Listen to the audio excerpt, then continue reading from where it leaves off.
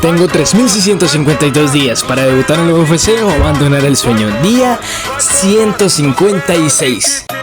El día de hoy estuve, como siempre, esta semana lo que llevo haciendo es ayudándole a mi papá, arreglando la casa. Bien, el día de hoy me compré esta Monster moradita, la primera del año, la Ultraviolet.